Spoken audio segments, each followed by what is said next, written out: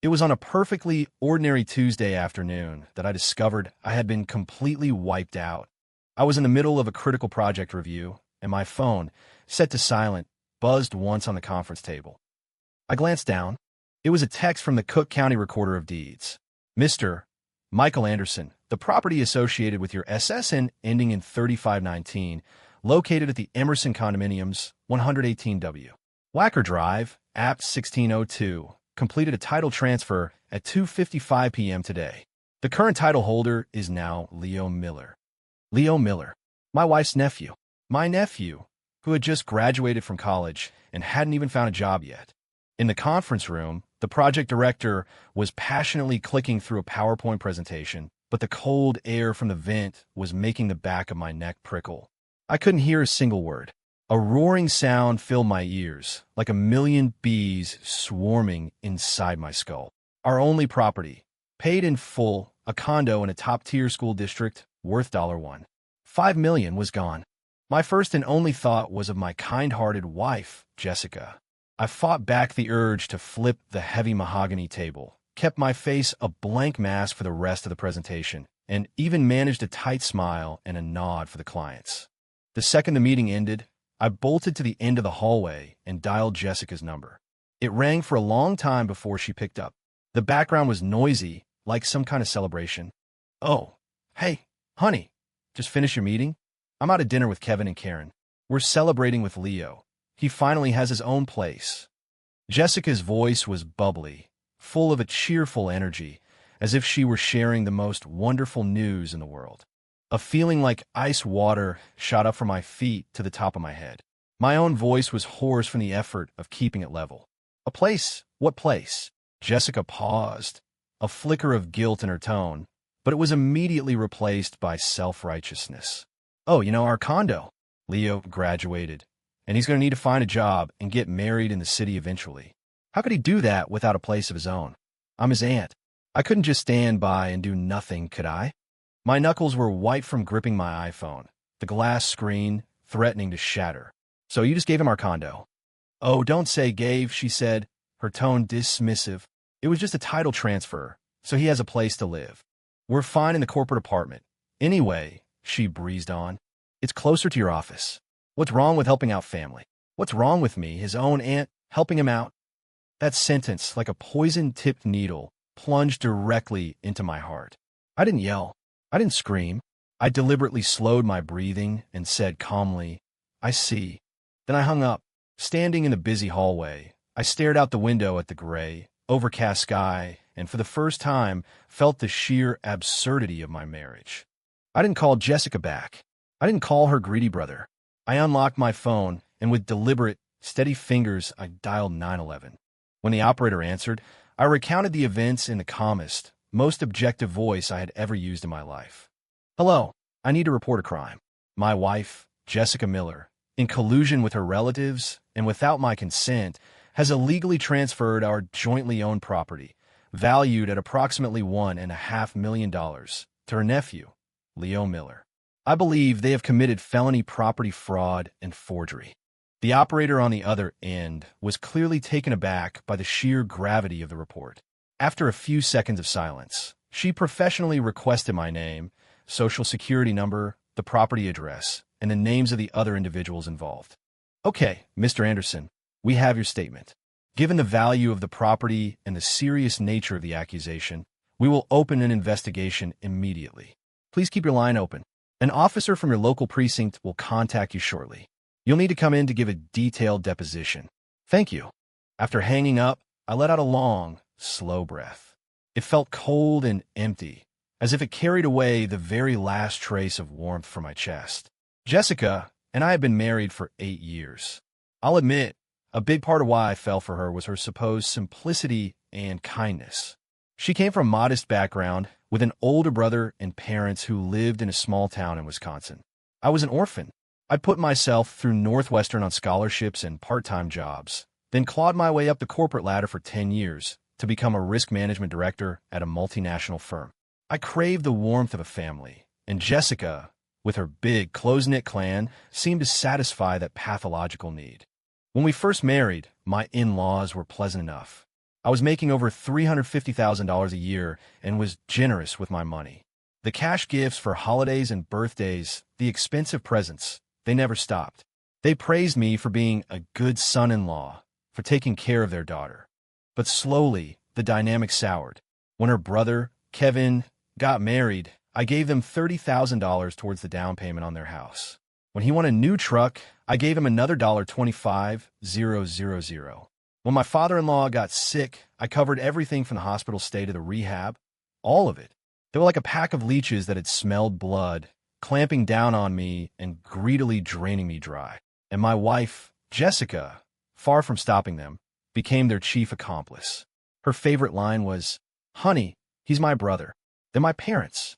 What can I do? We're family. Just help them out a little more." To help them out, our own quality of life steadily declined. Jessica wouldn't dream of buying herself a designer handbag, but she'd buy her sister-in-law the latest iPhone without blinking an eye. We kept putting off having our own kids because she said we had to wait until her brother's family was stable. I thought my patience and sacrifice would be rewarded with her understanding and a peaceful family life. I was wrong. Human greed is a bottomless pit, and my constant retreat was seen only as weakness. That condo was my last line in the sand. I had used my premarital savings for the down payment, and we had paid off the mortgage together. Both our names were on the deed. It was what I had been saving for our future children. It held all of my plans, all of my hopes for the future. And now, Jessica had personally smashed those hopes to pieces. Less than half an hour later, the 19th precinct called and asked me to come in immediately. I took the rest of the day off and drove over. Giving my statement was straightforward. I provided all my evidence, the purchase agreement, the notarized documents proving my premarital assets for the down payment, our mortgage payment records, and that glaring property transfer notification on my phone. The detective assigned to my case, a man in his late 40s named Peterson, had a serious look on his face.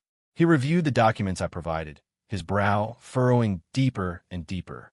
"Mr. Anderson, are you absolutely certain you were unaware of this transfer when it was being processed?" "I'm certain," I said, my voice firm. "I was in a project review meeting at my office until 3:30 p.m. today. Dozens of colleagues and clients can verify that." "That's the strange part," Detective Peterson said, pointing to a document.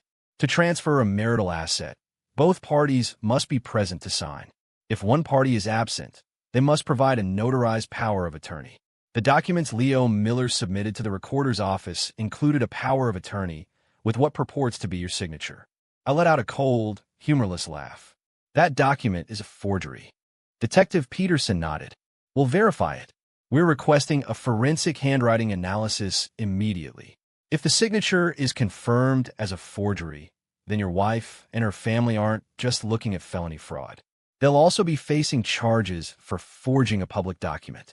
We'd be talking about multiple felonies, which makes this a much more serious case." I listened, my face impassive, feeling nothing. By the time I left the precinct, it was already dark. The city lights of Chicago blinked on, weaving a vast, deceptive net across the skyline. I didn't go home. The thought of that home now filled me with disgust. I drove to the riverfront, rolled down my window, and lit a cigarette. It was the first time I'd smoked in the 8 years since I'd met Jessica. She hated the smell, so I had quit for her. Right now, I needed the nicotine to numb me, to suppress the tidal wave of nausea and rage churning in my gut. My phone started ringing incessantly. It was Jessica. I let it ring until it went to voicemail. A moment later, a second call came through. Her brother, Kevin. I swiped to answer, but said nothing. "Michael, what the hell do you think you're doing?" Kevin's roar was so loud it almost blew out my phone speaker. "You called the cops on your own wife. What kind of man are you? My sister must have been blind to marry you." I laughed, a short, icy burst. "I don't know if she was blind when she married me, but I know that if she hadn't, you'd still be fixing tractors in some barn in Wisconsin. And your son, Leo? Forget $1 million condo in Chicago. He wouldn't have been able to afford his community college tuition. You." Kevin was choked speechless. "And another thing," I continued, "don't you yell at me. The police have already opened a case. Save it for them." "Michael, you ungrateful bastard. You'll get what's coming to you." I ignored his curses, ended the call, and then blocked the numbers of his entire family. Finally, the world was quiet. I sat by the river all night. Just as the sky began to lighten, Detective Peterson called. "Mr. Anderson, the handwriting analysis came back. The signature on the notarized power of attorney is a confirmed forgery." His tone was grave. "We have our preliminary evidence. We will be bringing in Jessica Miller, Kevin Miller, Karen Miller, and Leo Miller for questioning today. We may need you to come back in to provide some additional clarification." "Okay, I'm on my way." I crushed the cigarette, but in a public ashtray, and started the car. I hadn't slept a wink, but I felt no fatigue. Instead, I was possessed by a clarity and calm I had never known. It was time for this farce to end. When I arrived at the precinct, I saw a squad car pulling away from the curb, its lights flashing silently. I knew they were on their way to invite my dear family for a chat. I walked into Detective Peterson's office, and he handed me a cup of hot water. We looked into the suspects. We pulled the security footage from the restaurant where they were celebrating last night. In the video, your wife, Jessica, admits on camera that she was the one who forged your signature on the power of attorney. Her brother, Kevin, then found someone to create the fake notary seal. My hand holding the cup was perfectly steady. I even managed a small, grim smile. She's quite the multi-talented woman. Detective Peterson looked at me and sighed.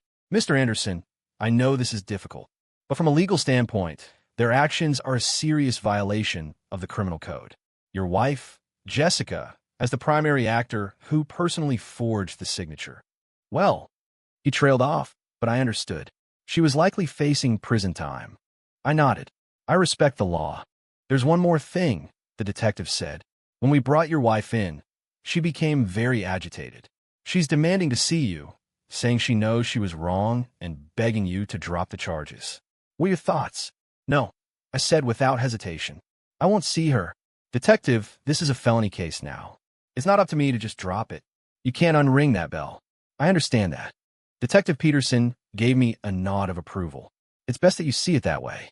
A lot of people get soft in these situations and end up regretting it. Rest assured, we will see that justice is served in this case." I spent the morning at the precinct, helping the police complete their evidence file. I held nothing back, providing everything from years of bank transfers to my in-laws to specific anecdotes of how their demands had escalated over time. All those payments, once framed in my mind as acts of family support, were now exhibits for the prosecution. Each one seemed to mock my past foolishness. I walked out of the police station into the blinding midday sun. My lawyer, Mark Goldberg, was already waiting for me at the entrance. He was one of the top divorce and property dispute attorneys in the city and a friend of many years. "Everything handled?" Mark asked, handing me a pair of sunglasses. I put them on and nodded. "They've opened a case. She's been arrested." "Good," Mark said, clapping me on the shoulder. "I told you years ago that your wife and her family were a bottomless pit, but you wouldn't listen. Now that you've finally hit a brick wall, you get it." I gave a bitter smile. "No use talking about that now. Mark, I'm counting on you for what comes next." "Don't worry." Mark's expression turned serious. "The DA's office will handle the criminal prosecution. As the victim, our role is to monitor it. The priority for us is the civil side. The divorce is non-negotiable. And when it comes to asset division, she's not getting a penny more than she's forced to by law. Given the circumstances, is she even entitled to any of the assets?" I asked. "Yes, but very little," Mark explained.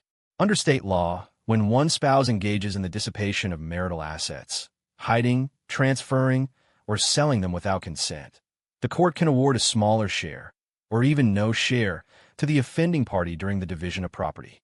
Jessica's actions are a textbook case of malicious transfer. Add a felony conviction to that, and any judge will rule overwhelmingly in your favor as the wrong party. My initial assessment is that, in addition to getting the full value of the condo back, she'll be lucky to get 10% of the value of the corporate apartment and your savings. We can, and we will, fight to make sure she leaves with virtually nothing." Listening to Mark's analysis, I felt no thrill of revenge, only a profound sense of exhaustion and sorrow. 8 years of marriage, destined to end in a courtroom battle to the bitter end. How pathetic. "Michael," Mark said, sensing my mood, "I know you're not a vindictive person, but think about it. What would have happened if you hadn't found out? or if you had found out and decided to let it go. The consequences? They would have become even more brazen. Today, they transferred a condo. Tomorrow, they would have emptied my bank accounts. They would have sucked me dry like vampires and then cast me aside. At that point, I would have truly been beyond saving. I understand, I said, taking a deep breath, my gaze hardening once more. Mark, do as you see fit. I only have one request. Make it fast. The faster, the better. I want to put all of this behind me. No problem. Over the next few days, I moved out of the home filled with lies and betrayal and checked into a hotel. I went about my life, work, gym, sleep, as if nothing had happened. But I knew my world had been turned upside down. My colleagues at work looked at me with a mixture of pity and curiosity. The ugly drama of my personal life had undoubtedly started to spread. I didn't care. My reputation was worthless compared to my financial security and my future. I started receiving calls from a barrage of unknown numbers. My in-laws, their extended family, distant relatives I'd never even met. The purpose was always the same, to plead for Jessica. Their arguments were stunningly uniform. Michael, Jessica had just made a stupid mistake. Can't you find it in your heart to forgive her this one time? Dude, my sister is in jail because of you. What more do you want? You should know when to let things go. You're all family. Why make it so ugly? Just take the condo back. Why do you have to send your own wife to prison? I ignored them all, hanging up immediately. The most ludicrous call came from my brother-in-law, Kevin. He righteously demanded, "Is it just about the stupid condo? Fine, we'll give it back. Why did you have to get my sister arrested? She's your wife." I was on the treadmill at the time and actually laughed out loud. Give it back? Easy for you to say. The title is currently in Leo's name, making it his legal property. The only way for me to get it back is to prove the original transfer was fraudulent and illegal. In other words, I have to ensure you all face criminal charges to recover my property. Do you understand that logic? The line went silent. Don't call me again, I said coldly. When you all conspired to screw me over, did you remember she was my wife? Don't talk to me about feelings now. It's too late. I hung up. I knew they weren't truly sorry. They were just scared of the legal consequences, of losing their prize, of having their comfortable lives completely upended. As for me, the victim they had betrayed and wounded, I didn't matter to them at all. A week later, Mark informed me that Jessica's initial detention period was over. Because the case was straightforward and the evidence was overwhelming, the district attorney's office had formally pressed charges and her bail was denied. This meant she would remain in custody until the trial concluded. Kevin and Karen, as accessories, were released on bail due to their cooperation. As for the lucky nephew, Leo, being just over 18 and a passive recipient, he was also charged as an accessory and released on bail. But a legal sword now hung over all their heads. Mark said, "Next comes the trial. The criminal case is a slam dunk. Jessica, as the mastermind who forged the signature and conspired to transfer a high-value asset, is facing multiple felonies.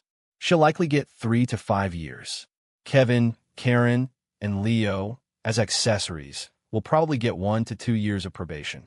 But the criminal record, that's permanent. A criminal record meant Leo could forget about ever passing a background check for a government job or any decent corporation. His life, in the instant he owned that multi-million-dollar condo, had taken a sharp turn down a dark path. I've also filed the divorce petition," Mark continued. "I attached all the evidence, including the police report and the DA's indictment. The court is taking it very seriously and has already scheduled a hearing for next month. I'm confident I can get you the best possible outcome. Thank you for everything." I didn't know what else to say. After the call, I stared out at the city traffic below, feeling an immense emptiness. I thought I would feel a sense of triumphant revenge. In reality, all I felt was a bone-deep weariness. This 8-year marriage had been like a slow, agonizing death by 1,000 cuts. I had given all my sincerity and effort to maintain the illusion of a happy family, only to find it was a one-man show I'd been performing for myself. They had never once considered me family. I was just a tool for their financial gain, a convenient, walking ATM. On the day of the trial, I saw Jessica. In just a few weeks, she had transformed. The well-dressed, vibrant woman I once knew was gone.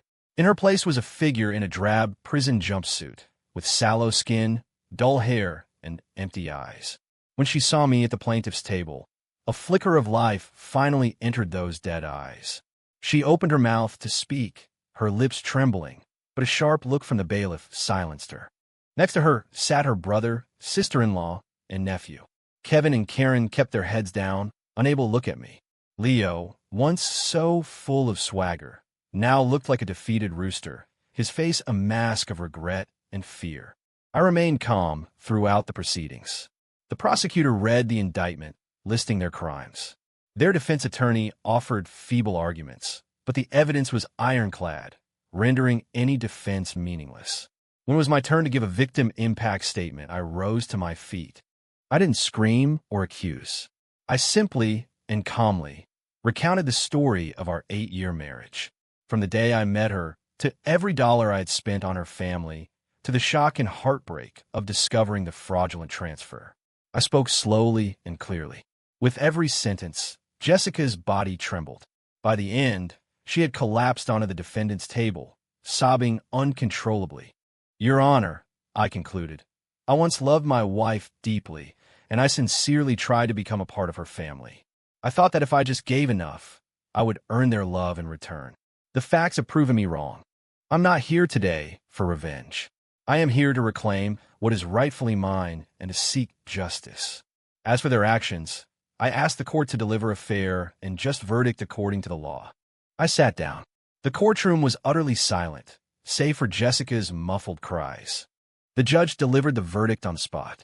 The outcome was nearly identical to what Mark had predicted. Jessica Miller, guilty of felony property fraud and forgery of a public document, sentenced to 4 years in state prison.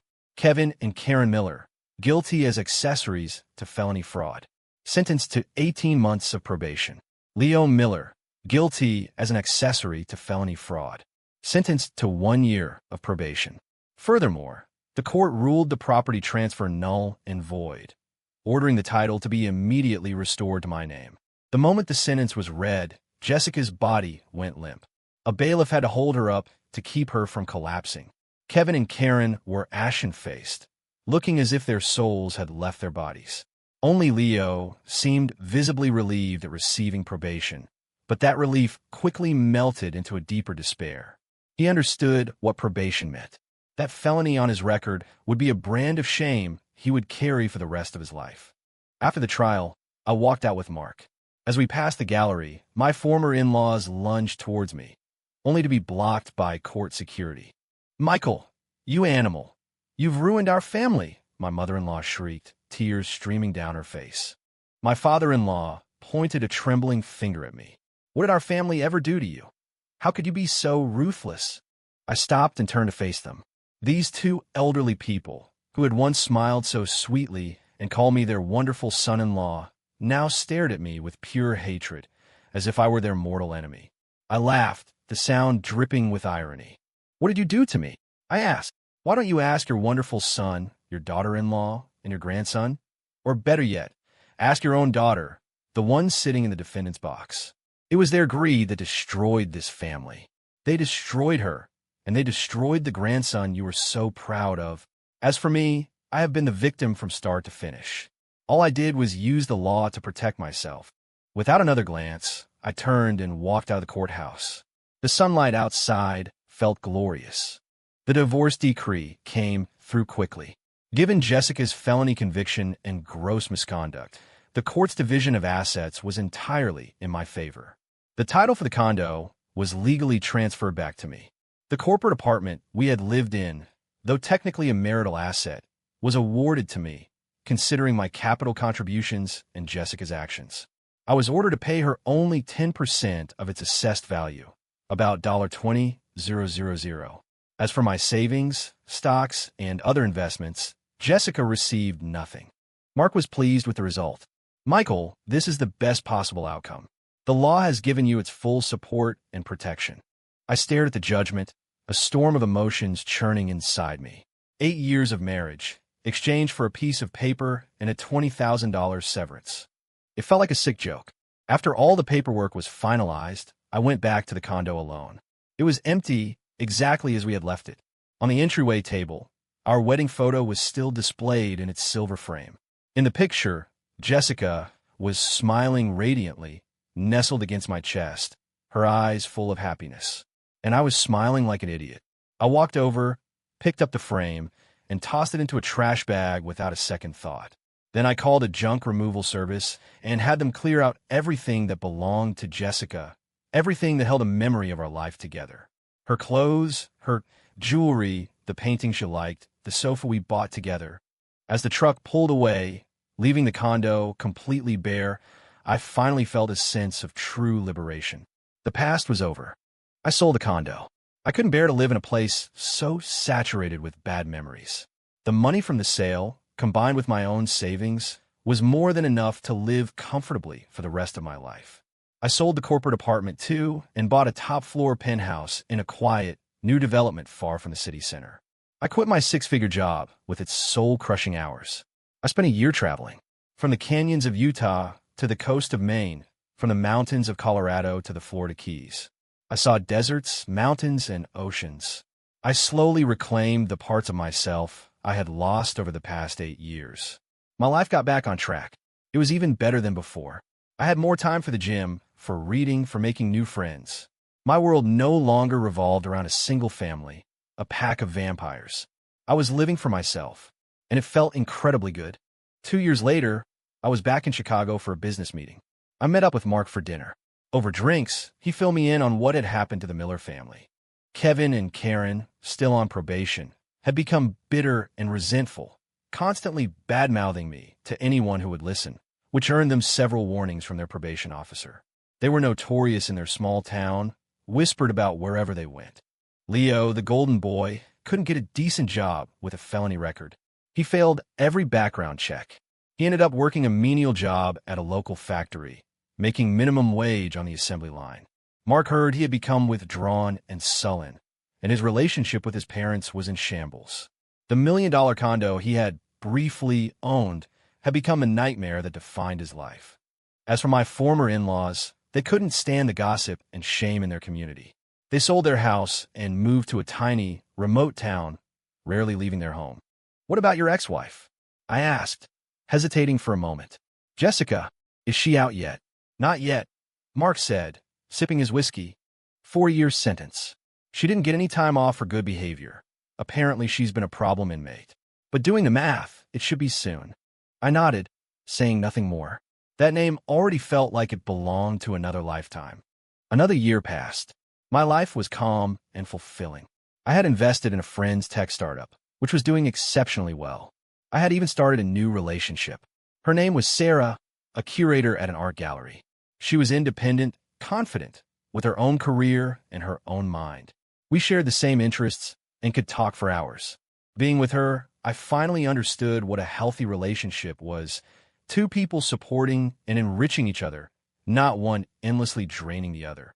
I thought I would never have any contact with the Miller family again, until one day, I received a call from an unknown number. On the other end was an old, hoarse female voice. "Is this Michael?" It took me a second to realize it was my former mother-in-law. "What is it?" My tone was cold. "Michael, I'm begging you. Please, come see Jessica." Her voice was thick with tears. She's out, but I think she's lost her mind." I frowned. "What do you mean?" "Ever since she got out, she won't talk, she won't eat. She just locks herself in her room.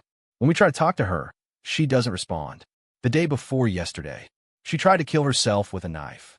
We found her just in time. The doctor says she has severe depression, a serious psychological disorder. Michael, we don't know what to do. Can you just come see her? She always used to listen to you." I was silent. I felt no pity, no satisfaction, just a numb, hollow feeling. "She's your daughter. She needs a doctor, not me," I said flatly. "But the doctor said it's a sickness of the heart. You're the only one who can help her. She's like this because of you. You're the one who sent her to prison. You ruined her life." Her voice suddenly became a shrill accusation. I laughed. "Ma'am, you're mistaken. The people who ruined her life weren't me. It was you. It was your entire family and your endless, insatiable greed. If you hadn't used her like a pawn, encouraging her to steal my property, would she have ended up where she is today?" She's sick, and she needs help. But the people who should be helping her are not me, the ex-husband she wounded beyond repair, but you, the family who pushed her off the cliff. Don't call me again. I have nothing to do with any of you. I hung up and blocked the number. I thought that would be the end of it. I had underestimated their shamelessness. A week later, I was stopped by two people in the lobby of my office building. It was Kevin and Leo. Kevin looked much older, his hair gray and his back stooped. And Leo, the former prince, was dressed in cheap, oil-stained work clothes. His eyes were dull and lifeless, all his old arrogance gone. "Michael, you're coming with me," Kevin said, grabbing my arm, his tone aggressive. I shook his hand off in disgust. "Get off me. You have to come see Jessica. She's not eating or drinking. She's dying. Don't you have any decency left?" I looked at him coldly. Decency? Where was your family's decency when you were plotting to steal my condo? Where was her decency when she was forging my signature? That's all in the past. Kevin sputtered, his face red. "You got the condo back, we were punished, and Jessica did 4 years in prison. What more do you want? Do you have to watch her die to be satisfied?" "I don't want anything," I said, spacing my words out evenly. "I just want to draw a final, clean line between me and all of you. Whether she lives or dies is none of my business." Just then, Leo, who had been silent, suddenly looked up, his bloodshot eyes fixed on me. "Uncle Michael," he croaked, the title making my stomach turn, "I'm begging you. Just go see my aunt. Just once. She has nightmares every night, and she's always calling out your name. She says she was wrong, that she's so sorry. My life is ruined, and my aunt is on the verge of death. It's all because of that condo. Please, just take pity on us, can't you?" With a thud, he dropped to his knees in the middle of the lobby. People walking by stopped to stare, pointing and whispering. I looked down at Leo, the young man who had once taken everything from me, now begging on the floor like a dog. I didn't feel a shred of compassion. Pity, when they were playing me for a fool. Who had any pity for me? "Get up." My voice was like ice. "Is this a new trick you learned from your parents? Using public humiliation to manipulate people. It's pathetic, and it won't work on me." Leo's body went rigid, and the color drained from his face. I walked around them and headed for the elevators. "Michael," Kevin roared behind me, "you'll regret this. If anything happens to Jessica, I'll haunt you for the rest of your life." I didn't break my stride. Regret? The biggest regret of my life was saying "I do" to Jessica Miller 8 years ago. Back in my office, I immediately called security, sent them photos of Kevin and Leo, and instructed them to ban both men from the premises. Then I called Mark and told him what happened. "These people are relentless." Mark cursed over the phone. "You did the right thing. Absolutely do not give in. This is emotional blackmail, pure and simple. If you go see her once, you'll be on the hook for everything that happens to them forever." "I know." "You know what? I'm filing for a restraining order for you. Prohibit them from coming near you or contacting you ever again." "Do it." I agreed without a second thought. I would not allow my new life to be contaminated by the filth of my past. The restraining order was granted quickly. The Millers finally fell silent. My life returned to its peaceful state. My relationship with Sarah was wonderful.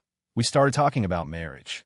I took her to the group home where I grew up and made a large donation to set up a scholarship fund.